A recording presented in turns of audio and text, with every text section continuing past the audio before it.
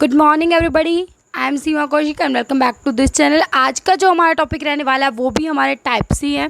ठीक है, आज बहुत ही इंपॉर्टेंट टॉपिक है, राइट, क्योंकि बहुत सारे बच्चे मिस्टेक करते हैं इस टॉपिक में स्पेशली बिकॉज ये जो टॉपिक आज मैं कराने जा रही हूँ ना, ये सिर्फ और सिर्फ आपका कम्युनिकेशन का नहीं है, बट और भी कहीं और पर भी कॉमर्स में कहीं पर भी ये वर्ड आ जाता है और हम कंफ्यूज हो जाते हैं, राइट। बट अभी हमें कंफ्यूज नहीं होना है।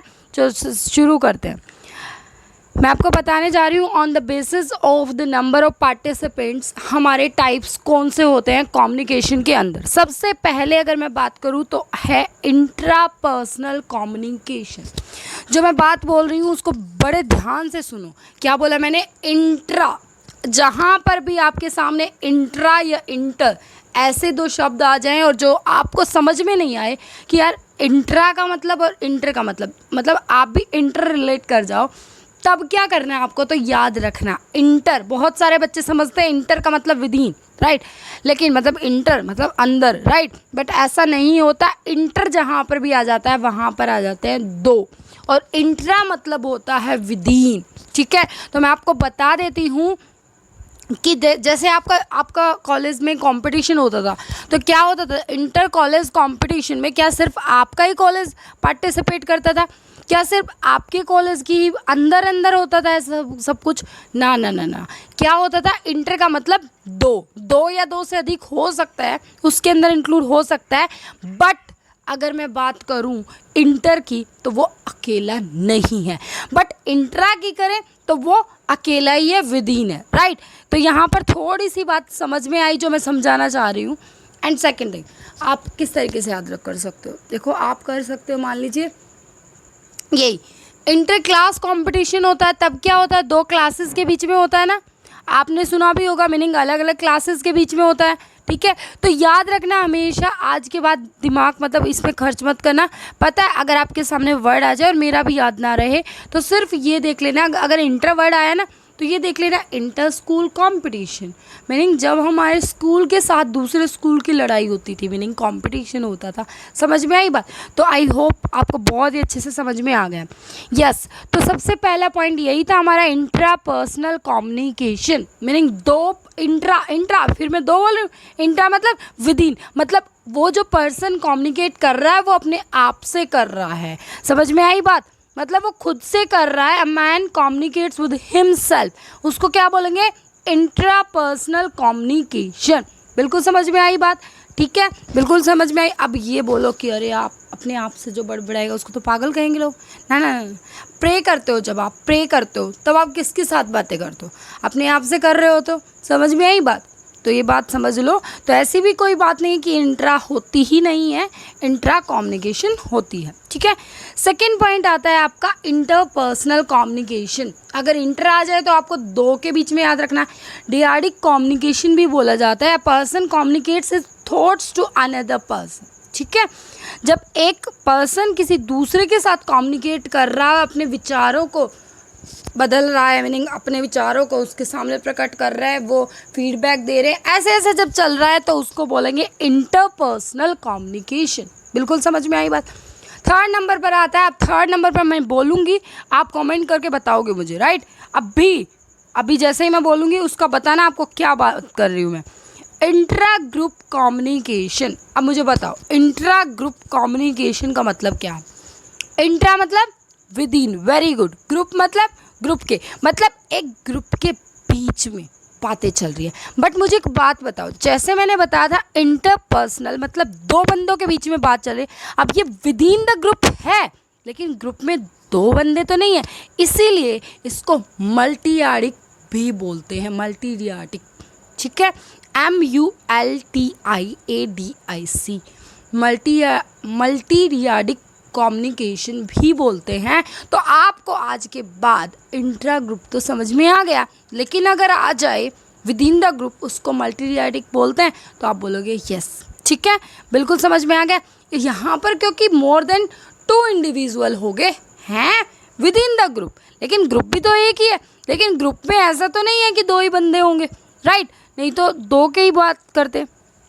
उसके बाद आता है फोर्थ नंबर पर आपका इंटर ग्रुप कम्युनिकेशन। अरे वाह, इंटर मतलब दो, मीनिंग दो ग्रुप के बीच में जब कम्युनिकेट होता है तो उसको बोलते हैं इंटर ग्रुप कम्युनिकेशन, और इसी को एसोसिएशन कम्युनिकेशन भी बोला जाता है। बिल्कुल क्लियर हो गया? बिल्कुल पक्का 100%? Very good. उसके बाद हम क्या करें, उसके बाद है नेक्स्ट है आपका ऑर्गेनाइजेशन कम्युनिकेशन। ऑर्गेनाइजेशन कम्युनिकेशन का दूसरा नाम इंस्टीट्यूशनल कम्युनिकेशन भी है, और इसके अंदर क्या होता है, ये जो बिजनेस एंटरप्राइज होता है ना वो यूज़ करते हैं the form of communication which is use by business enterprise, meaning जो बिजनेस एंटरप्राइज होते हैं आपस में कम्युनिकेट करने के लिए जब यूज़ करते हैं उसी को बोला जाता है ऑर्गेनाइजेशन या इंस्टीट्यूशनल कम्युनिकेशन। वेरी गुड, बिल्कुल अच्छे से क्लियर हो गया। अब आती है आपके सामने, देखो ये वाला लेक्चर इतना इंपॉर्टेंट है कि यहाँ से क्वेश्चन आता ही आता है, सो बी केयरफुल। जब आप सुन रहे हो, जब आप वेस्ट टाइम कर ही रहे हो तो अच्छे से करो। वैसे भी वही सुन रहा है मेरी वीडियो जिनको ज़रूरत है, राइट? चलो कोई बात नहीं, फटाफट अगला नेक्स्ट टाइप सुनो। 6 नंबर पर है पब्लिक कम्युनिकेशन। पब्लिक कम्युनिकेशन क्या होता है? देखो एक बात बताऊँ मैं, कई बार है ना हमारे सामने ना मास कम्युनिकेशन भी आ जाता है एंड पब्लिक कम्युनिकेशन भी आ जाता है, तो हमें ना समझ में नहीं आता कि इन दोनों के अंदर डिफरेंस क्या है, राइट? आज मैं आपकी मोस्टली तो आपके डिफरेंस ही क्लियर कर रही हूँ, सो डोंट वरी। यस, मैंने क्या बोला आपके सामने कि मास कम्युनिकेशन और जो आपका पब्लिक कम्युनिकेशन है इसके बीच में डिफरेंस क्या होगा। देखो मेरी बात सुनो, जब आप बातें कर रहे हो, जब आप कुछ भी कोई भी बात या लगा लो मीनिंग कोई भी आप लेक्चर डिलीवर कर रहे हो या कोई भी भाषण वगैरह कुछ भी दे रहे हो, ठीक है, अगर आपके सामने पब्लिक बैठी है, अगर आपके सामने पब्लिक प्रेजेंट है तो उसको बोलोगे पब्लिक कम्युनिकेशन, ठीक है। बट अगर है इतनी ही भीड़ लेकिन वो आपके सामने नहीं है, ठीक है, जब आप कम्युनिकेट कर रहे हो आपका कोई अलग समय है और जो सामने वाली पार्टी देख रही है उसका कुछ अलग टाइम है, तो उसको बोलोगे मास कम्युनिकेशन। जैसे कि अगर मैं आपके सामने लेक्चर अपलोड कर रही हूँ, ठीक है, आप मेरी वीडियोस को देखते हो और बहुत सारे बच्चे अगर ऐसे देखने लग जाएंगे जब, तो या लग भी रहे हैं पर मैंने तो पब्लिक कर रखे, तो वो क्या हो जाएगा, उसको बोलेंगे मास कम्युनिकेशन। मीनिंग मैं अगले अलग टाइम पर या ऐसे ही दे रही हूँ और फिर आप भी देख रहे हो और बहुत सारे देख रहे हो, तो उसको बोलेंगे मास कम्युनिकेशन। बट अगर मेरे सामने पब्लिक है और मैं वहाँ पर भाषण दे रही हूँ और वहाँ पर बोले जा रही हूँ, तो उसको बोलेंगे पब्लिक कम्युनिकेशन। बिल्कुल क्लियर हो गया? ठीक है, कोई भी डाउट नहीं है ना? Very good. उसके बाद हमारा रहता है कुछ 3 टाइप के कम्युनिकेशन और रहते हैं। एक होता है पैसिव कम्युनिकेशन और एक होता है असर्टिव और एक होता है एग्रेसिव।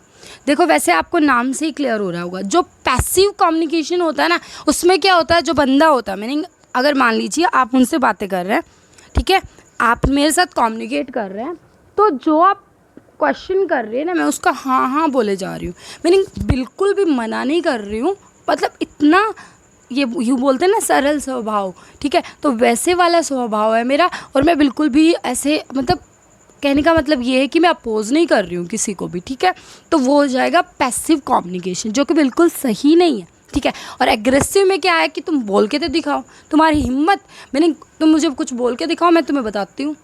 हाँ, अगर आप सामने वाली पार्टी मुझसे कोई जेन्युइन या कोई भी मुझसे कैसा भी क्वेश्चन पूछ रही है और मैं इतना क्रोध में होकर ऐसे बोल के जवाब देती हूँ कि सामने वाली पार्टी अगर अगली बार सोचे कुछ बोलने का वो बोल लेगी ना, तो ये भी एग्रेसिव नेचर होता है, ये भी बिल्कुल नहीं होना चाहिए, ठीक है। आपका नेचर होना चाहिए असर्टिव टाइप। इसका मतलब ये है कि जब ज़रूरत हो आपको कड़क बनो, ठीक है, जब ज़रूरत हो आप नॉर्मल रहो, मीनिंग एक वैसे वाला कम्युनिकेशन। तो ये सबसे बढ़िया जो है वो असर्टिव होता है, ठीक है। अगर पूछा भी जाए तो आप क्या बोलोगे, सबसे बढ़िया जो है वो असर्टिव होता है, ठीक है। जो एग्रेसिव होगा उसमें तो वो गुस्से में बात करेगा, और पैसिव में जी हाँ जी हाँ जी हाँ चाहे कुछ भी हो जी हाँ रखेगा। और फिर जो असर्टिव होगा उसमें वो अकॉर्डिंग टू सिचुएशन को देखकर बातें करेगा, ठीक है। तो आई होप कि आपको बहुत ही अच्छा लगे ये लेक्चर, लेकिन भाई इनको स्प्रेड तो करो, इनको वीडियोस को इतने दिन से मैं बनाए जा रही हूँ पागलों की तरह, 4 महीने हो गए, बट फिर भी अगर आपको नहीं लगता कि स्प्रेड नहीं करनी चाहिए तो आप तो सुन लीजिए, राइट। एंड एनी हाउ मेरा तो काम है, मुझे तो बहुत अच्छा लगता है सुबह सुबह वीडियो बनाने के लिए, ठीक है। तो thank you so much and all the very best guys. 17 आपके सामने है क्या, 17 अक्टूबर, यस, टारगेट कॉमर्स वालों रखना है। एंड इसी होप के साथ कि आप बहुत अच्छी प्रिपरेशन कर रहे हैं, जेआरएफ लेकर आने वाला है। मैं करती हूँ आपसे bye bye, take care, all the very best.